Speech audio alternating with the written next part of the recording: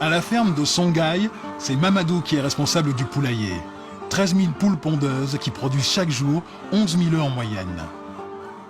Mamadou se dépêche car il sait que le patron ne va pas tarder à faire sa tournée.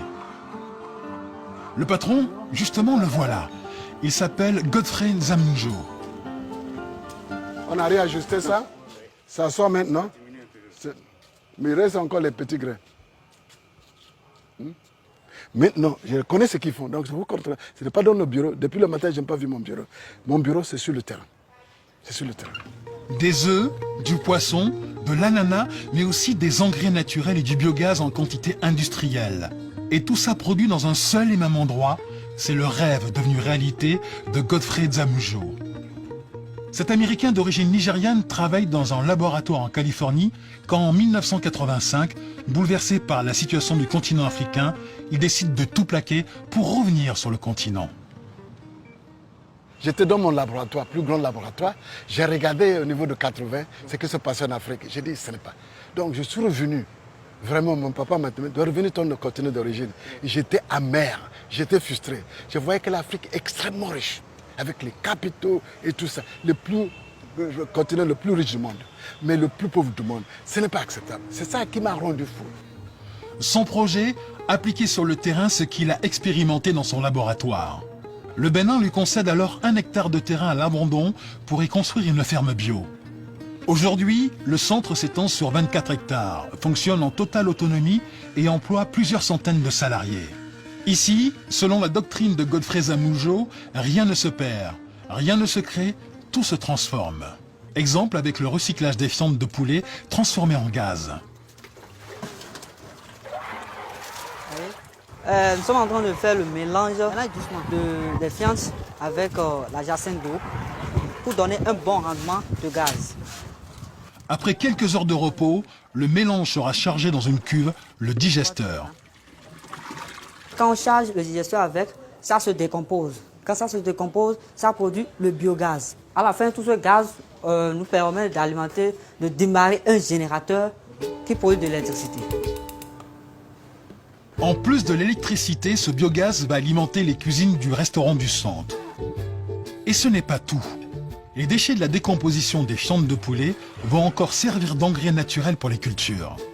Et Godfrey Nzamunjo a poussé la doctrine de récupération encore plus loin. Pour être totalement indépendant, il recycle tout le métal de sa ferme pour produire des pièces de rechange pour ses machines. C'était une fonderie. On a déjà fondu ça. Donc on va le travailler maintenant pour créer des poulies. À partir de ça, on fabrique les machines pour nous. Donc on n'a plus besoin d'importer. Donc comme ça crée l'emploi, ça fait développer la capacité d'innovation. Ça déclenche l'envie d'innover. Et les jeunes deviennent intéressés.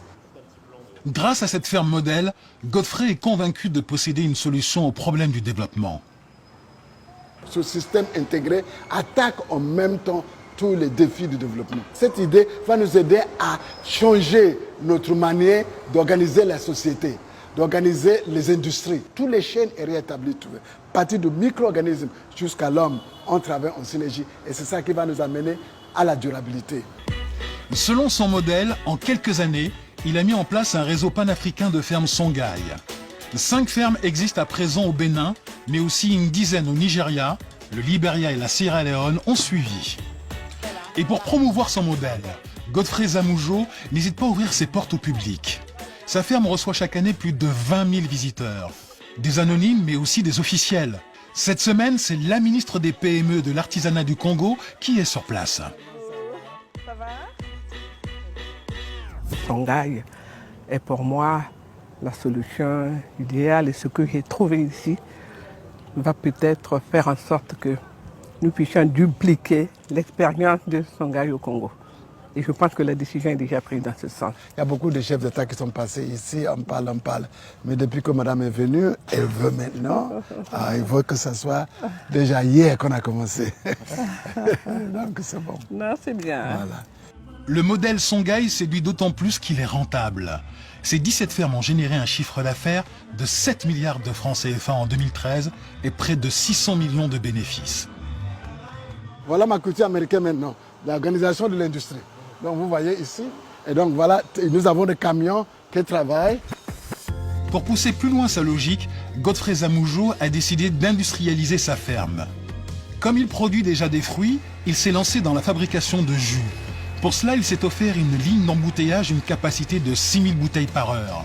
Mais méthode Songhai oblige, le site fabrique lui-même les bouteilles et les bouchons sur place à partir des déchets plastiques de la ferme.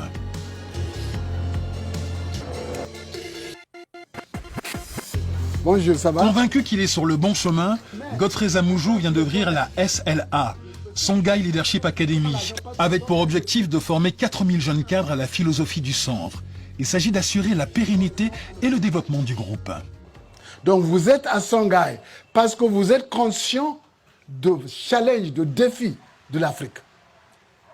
Donc ce cours, c'est pour le préparer, pour être de véritables leaders socio-économiques, les entrepreneurs. Pour montrer que l'entrepreneur, c'est ça qui va sauver l'Afrique. Le rêve de Godfrey Zamoujo serait de créer dans toute l'Afrique des villes rurales vertes, à l'image de ce qu'il a fait dans sa ferme de Porto Novo. Pas impossible, puisqu'en 2008, Songhai a été promu centre d'excellence pour l'agriculture par les Nations Unies. Il projette de s'implanter dans une dizaine d'autres pays sur le continent.